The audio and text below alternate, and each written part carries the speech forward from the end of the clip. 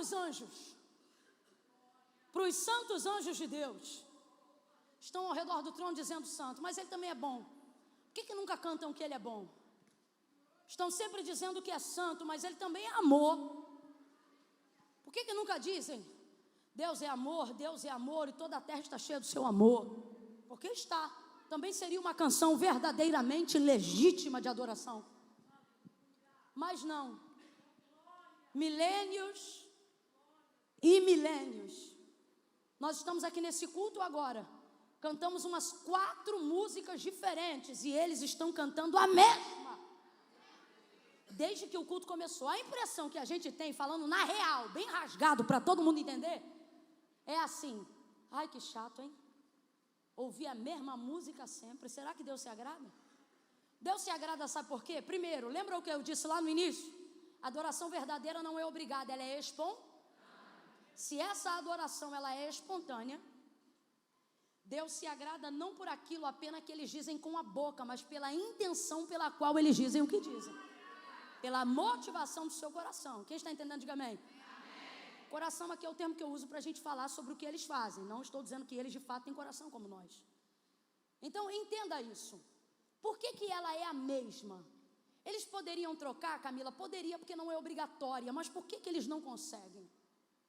É como diz a ministração de uma canção que diz assim: o que é que os anjos veem, que os fazem se prostrar? O que é que os anjos veem, que os fazem cantar? Você tem que pensar como essa canção. O que é que os anjos veem, que os fazem se prostrar? O que é que os anjos veem, que os fazem cantar santo? O que eles estão vendo? Camila, propriamente vendo, imagino que nada, porque o texto diz que os que cantam isso cobrem o rosto. Então você vai para uma segunda pergunta: por que cobrem o rosto? Se nem eles, em quem não há carne, sangue ou pecado, não dão conta de olhar para aquilo que está diante deles, é porque sua santidade é maior do que qualquer coisa. Não é assim que acontece, mas só para você entender o que eu estou querendo dizer. Imagine que esses anjos, que são os mesmos desde sempre, trocassem turno para que outros adorassem. Imagina os outros ouvindo há 1000 anos: santo, santo, santo é o Senhor dos exércitos, toda a terra está cheia da sua glória. Imagine depois de 1000 anos cantar essa canção, chega a galera do turno da nova eternidade e eles vão cantar uma nova música. E alguém diz assim: não, depois de 1000 anos vamos trocar a canção. Eu imagino eles no caminho tendo ensaiado uma canção para trocar o turno. Não é isso que acontece, é só para você entender o que eu quero te fazer entender. Imagina eles no caminho pensando acerca dos outros querubins e serafins, pensando assim: não, 1000 anos ouvindo essa, nós vamos cantar uma nova agora. Eu imagino eles no caminho ensaiando a música. Nós vamos cantar essa aqui, ó. Estão pensando, estão cantando. Ó, trocou o turno, sai aqueles, entra. Quando eles chegam no mesmo ambiente,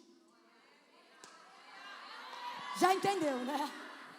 No lugar da habitação da sua glória, Kadosh, Kadosh, no lugar onde a sua glória é pesada,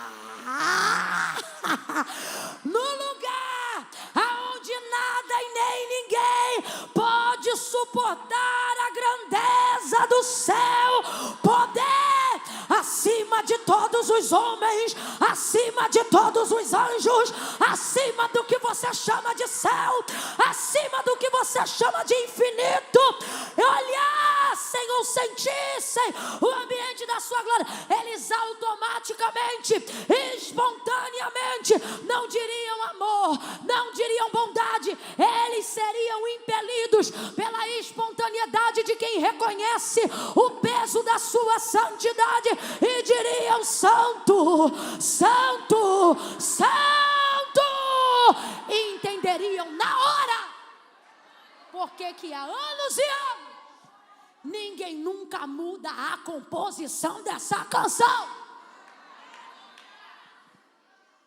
Então preste atenção que você vai entender agora. Por que eu tenho que me santificar, Camila? Por que eu tenho que entrar nesse estreito?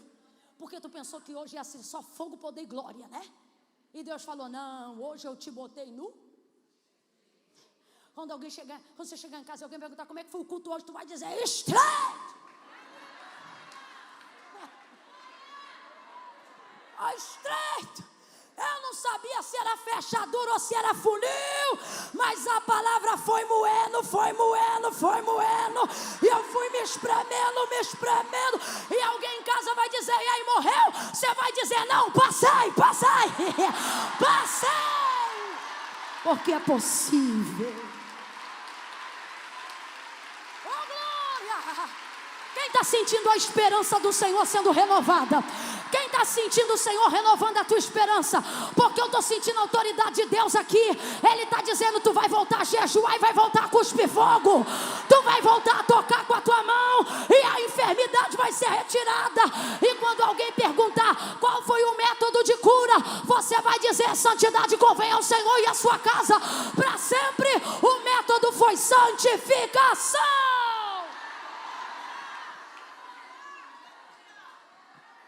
Conheci mulheres que não tinham nem a primeira série do ensino fundamental, mas mulheres que oravam, que se santificavam. E eu via paredes serem abaladas por causa dessas mulheres. Certa feita estive numa cidade chamada Juiz de Fora. Eu nunca senti tanto medo na minha vida, porque o testemunho que chegou para a gente no dia que a gente foi lá para pregar nessa cidade, eu e a falecida serva do Senhor, a irmã Consuelo, que já dorme no Senhor, mas rodou muito comigo esse Brasil, principalmente aqui no Rio de Janeiro. Chegamos ali naquela cidade para uma noite de ministração. À tarde chegou a notícia de que uma mulher que já havia atentado contra a própria vida por possessão demoníaca várias vezes, estava mais uma vez possessa. Se nós não poderíamos fazer alguma coisa, eu sabia que eu não podia fazer nada. Eu era nova, menina, com medo, terrível. Eu olhei para Consuelo. Consuelo só tinha os 4 primeiros dentinhos da frente e de cima, não é, mãe? Mas era uma graça, sério.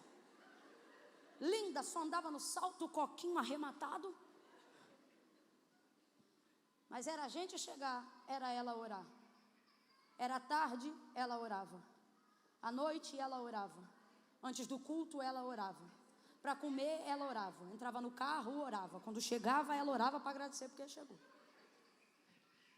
Na hora do culto orava, durante o culto orava, depois do culto orava, quando entrava no quarto de novo, orava de novo. E se Deus despertasse na madrugada, vez ou outra, eu levantava e adivinha, ela estava fazendo o quê? Aí a Concha botou uma mãozinha na outra e disse assim, nós vamos lá. Eu falei, vamos.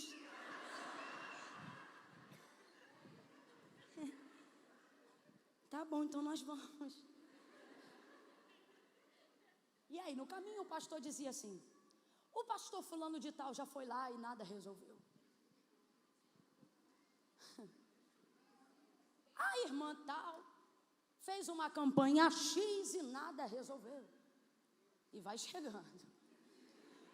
Eu não estou brincando, listou o nome de umas 6 pessoas a quem se constituía como referências de poder para destronar essas obras. E eu já pensando, eu vou fingir um desmaio, porque eu não vou. Eu nova, aprendendo ainda a orar, era uma das minhas primeiras viagens dentro do estado, só que um pouco mais longe de casa, para ministrar.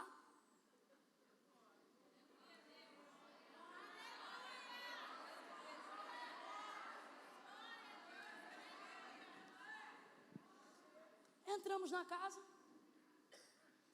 subimos lá os andares da casa. O pai da moça, que não era moça, já era uma senhora, então o pai era um homem bem idoso, não reconhecia Cristo como Senhor e estava desacreditado de tudo, porque todo mundo já tinha entrado naquela casa, de cá, de lá, o que chama para cá, o que chama para lá, e ninguém resolvia nada. Quando a Concha pisou Na sala, a menina estava num quarto à esquerda, no fundo, era um apartamento enorme. Quando a Concha pisou, eu nunca mais esqueço, naquela pedra que divide a entrada da sala, quando ela pisou ali, a menina lá gritou. Um grito que, se a Concha não segura a minha mão, eu faço assim.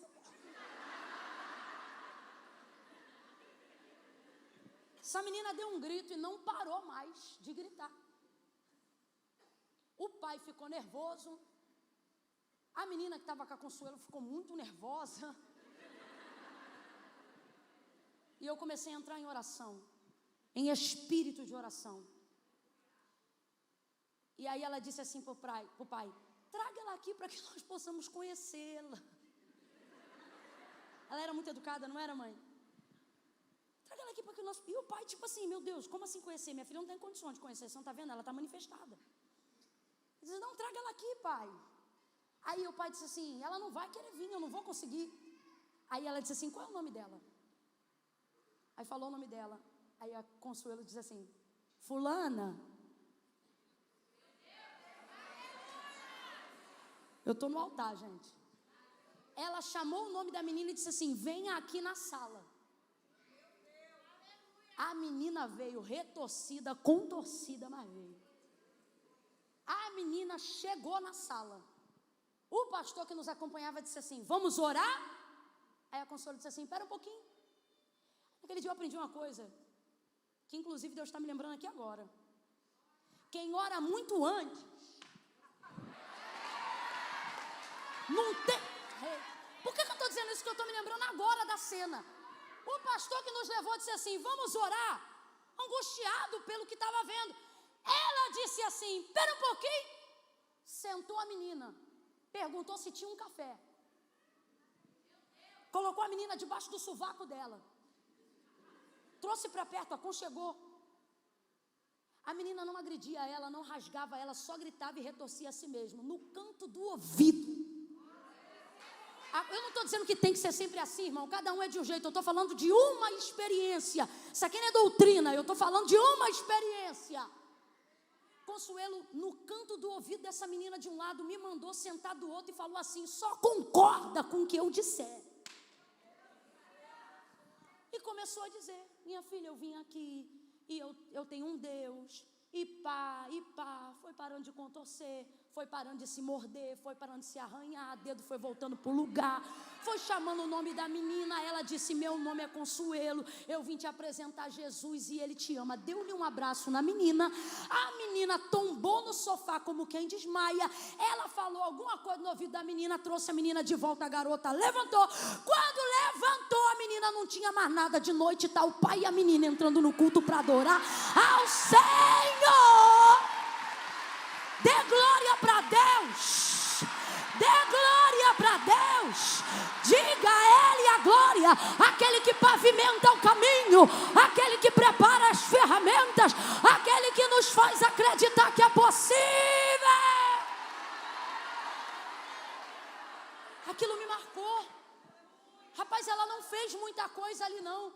Porque na verdade o que aconteceu é que o ambiente que ela carregava ao redor dela, por causa da vida consagrada que ela tinha, quando entrou naquele ambiente, o ambiente todo se convergeu, se contorceu a favor do que ela queria fazer ali. Aí você diz o que para mim? Que essa obra Deus só tinha com a Consuelo? Olha para quem está ao teu lado e diga, essa obra é com a gente. Pisarei serpentes e escorpiões, comerei coisas mortíferas e elas não lhe farão dano algum. Entrarão na cidade e dirão, paz seja convosco.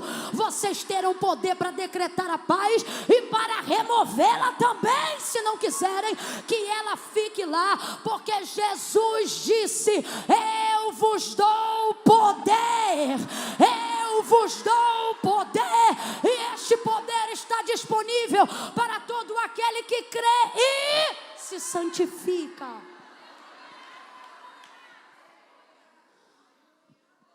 E Deus nos trouxe aqui nessa noite para dizer, é possível.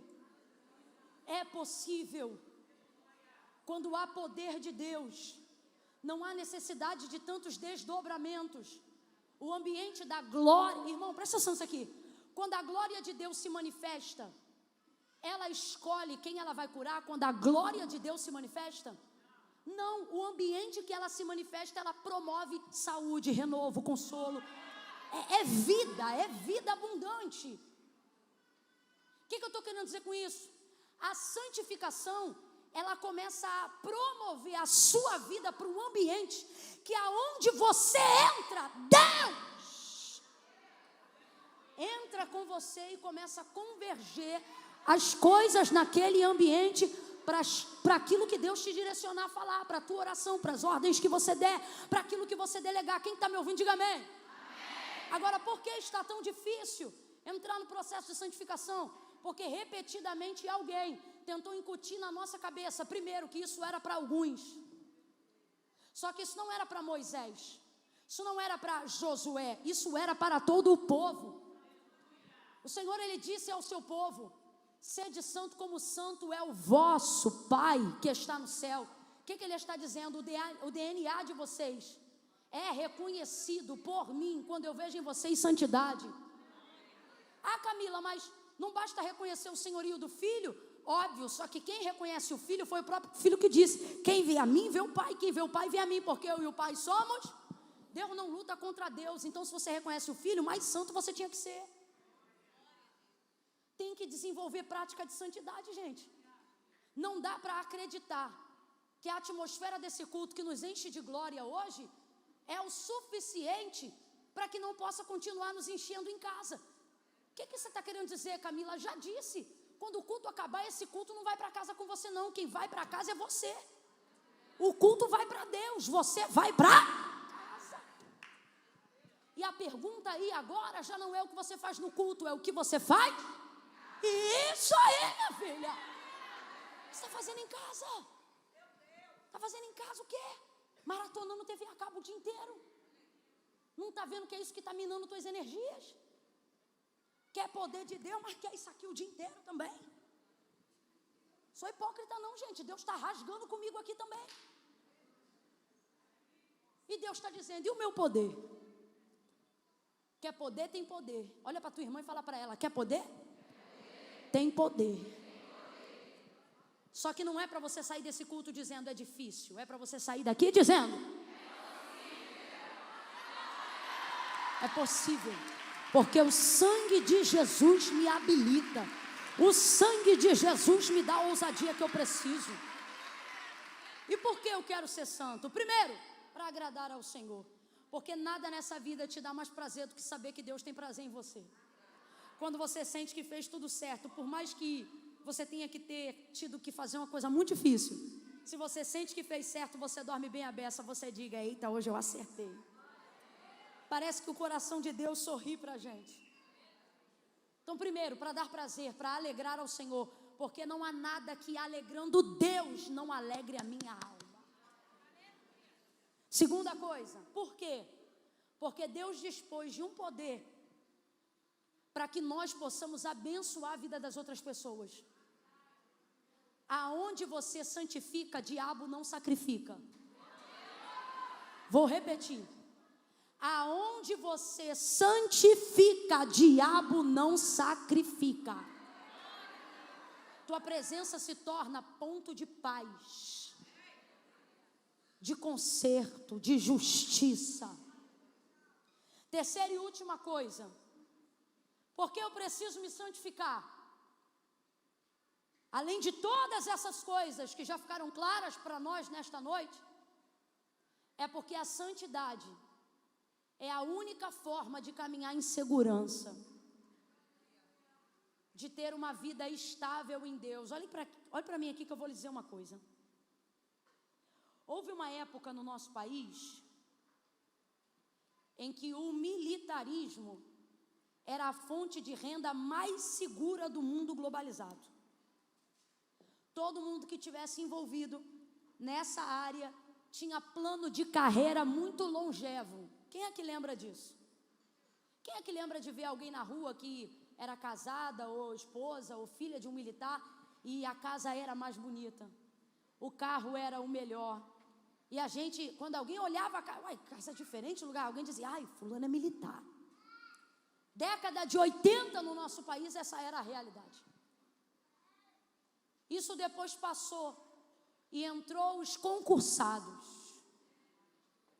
Então começou a se estudar como nunca. O jornal tinha uma folha inteira de frente e verso para dar indicação dos melhores concursos e também dos resultados que saíam e das portarias de como os concursos funcionariam. Você via um jovem promissor ou um adulto promissor dentro do ônibus, ele estava com um jornal na mão, numa época em que a internet não tinha essa grandeza que tem em nosso meio. Pelo contrário, era discada na casa de alguém, sabe lá Deus quando dava. Nessa época, acreditava-se, carreira concursada, isso é estabilidade. Só que isso também passou.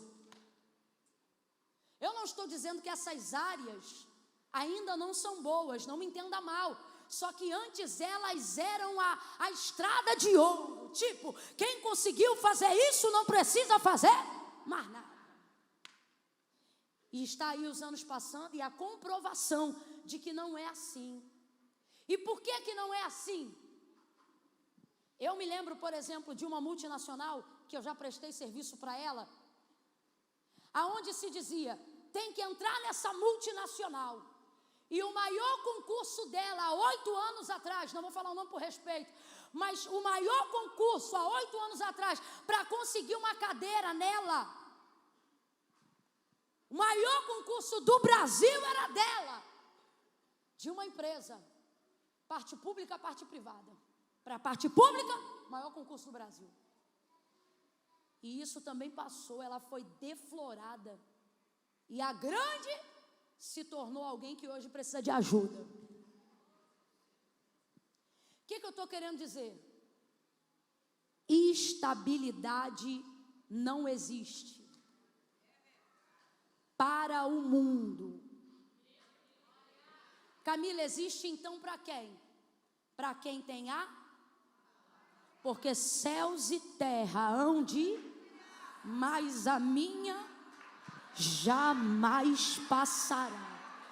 Lembra quando João disse, santifica-os na verdade, a tua palavra é a santidade, te coloca num lugar estável. Camila, o que Eliseu tem a ver com isso? Tudo, e eu encerro aqui nele. Quando ele entra na casa dessa sunamita, ela era uma mulher rica, completa aí para mim, ela era uma mulher? Ela era uma mulher? Poderia prover ele de diversas formas, responda para mim com inteligência. Uma mulher rica tem muitos quartos dentro de casa, sim ou não? Uma mulher rica mora numa casa de pobre? Uma mulher rica mora numa casa de? E numa casa de rico não tem quarto de hóspede? Tem ou não tem? Tem e não é pouco não. Porque se pobre consegue ter um quarto de sobra quando monta, imagina um rico. Então diga para mim, ela tem quartos de sobra na casa dela, sim ou não? Sim. Porque ela é? Segunda coisa, ela atende às necessidades da comunidade local. É ela mesma que diz, quando ele pergunta se quer que faça alguma coisa por ela, ela diz, não, eu habito no meio do meu povo. Então essa mulher é uma mulher que ela é uma mulher de atividade social, comunitária. Tanto que não foi difícil para ela constranger Eliseu a entrar em sua casa e fazer uma refeição. Depois disso ele começou a fazer sistematicamente. Todas as vezes que ele passava pela terra de Sunem, ele entrava e comia pão. Depois de um tempo de convivência, essa mulher vai dar um testemunho de quem é Eliseu. Depois de um tempo de convivência. Porque você não dá testemunho da santidade das pessoas se não tiver com elas convivência. Porque aparência qualquer um tem, mas santidade só sabe com quem tem convivência. Ela não olha ele na rua e diz, é santo. É depois de um tempo que ele passa a frequentar a casa dela que ela vai dar testemunho dele para o marido. E vai dizer, marido, este que sempre... Não é esse que eu vi na rua e chamei para comer aqui em casa hoje. Este que sempre passa por nós, ou seja, que sempre vem aqui em casa, ou almoçar, ou jantar, ou tomar café, qualquer coisa. É santo. Depois de muito apertar a mão. Depois de muito estar olhando no olho a mesa. Marido, este homem é? Vem de novo para a gente encerrar junto. Este homem é? Baterista, tecladista, se puder ajudar, pode ir subindo aqui para a gente ir encerrando junto. Marido, esse homem é santo.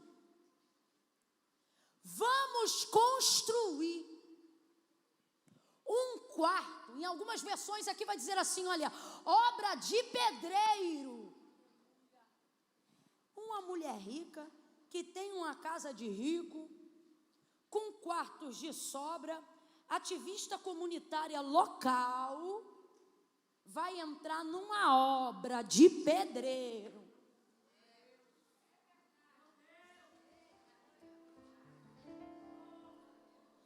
Faz sentido, gente? Humanamente falando, faz sentido eu construir um quarto numa casa que tem quartos vazios para hóspede? Faz sentido, gente? Faz não. Humanamente falando, não faz. Só que, escute o que eu vou dizer. Ela não disse, marido, vejo que ele é profeta. Mas ele era. Era ou não era?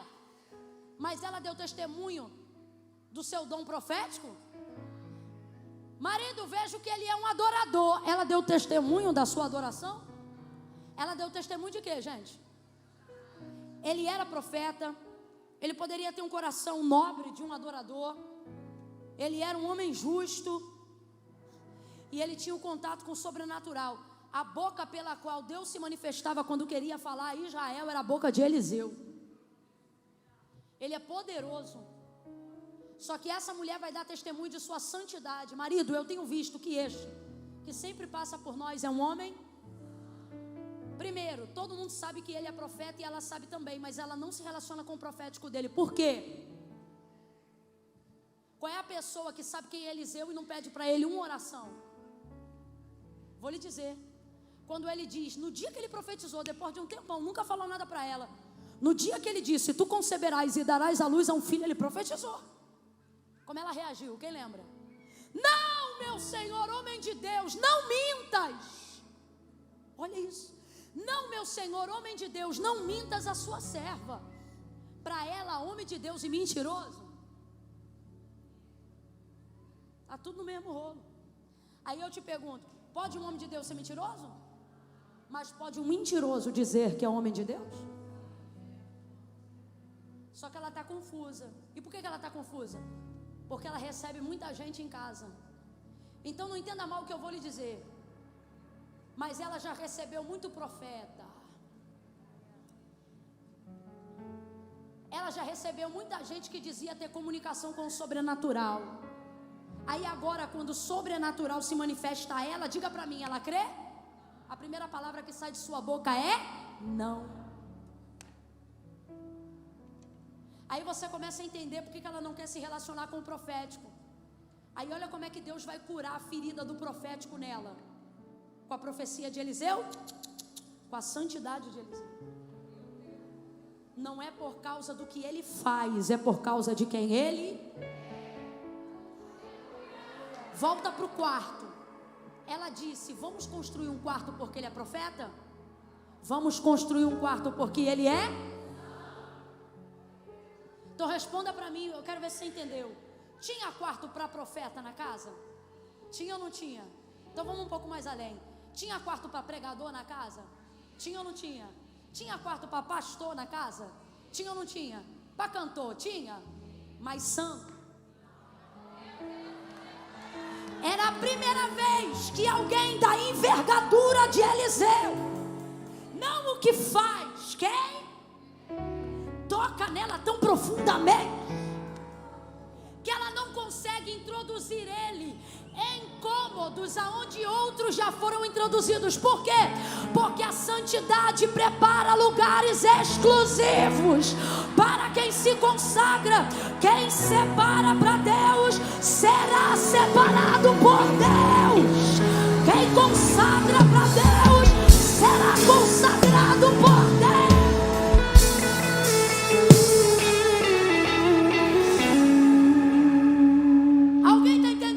Deus está falando com a gente. Eu posso ouvir um amém? Posso ouvir um glória a Deus?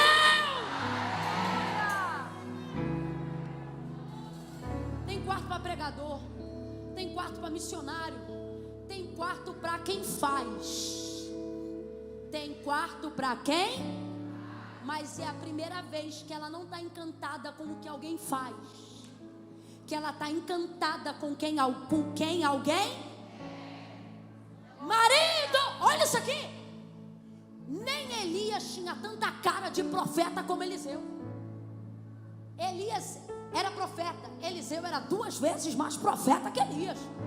Cara de profeta, bordão de profeta, virtude dobrada do Espírito que estava sobre Elias e moço de profeta. Israel e os reis conhecem Eliseu, a sunamita não vai conhecer. Só que ela não está nem aí para o profético. Por que não? É a dor que muitas vezes a gente guarda de ver gente, ó, que bate palminha pra gente e diz, conta 30 dias, a gente conta 30, 60 e não acontece nada. Uma hora a pessoa cansa, só que ela agora vai ser restaurada. Ela vai ser tocada. Pelo quê? Pelos dons? Não. Pelo caráter de um homem de Deus. Camila, eu não estou entendendo, vai entender. Deus está dizendo, ei, você não precisa falar todas as línguas, você não precisa conhecer todas as profecias, você não precisa ter todos os dons de maravilhas, nem todo dom de curar. Tenha o caráter da santidade de Deus, e você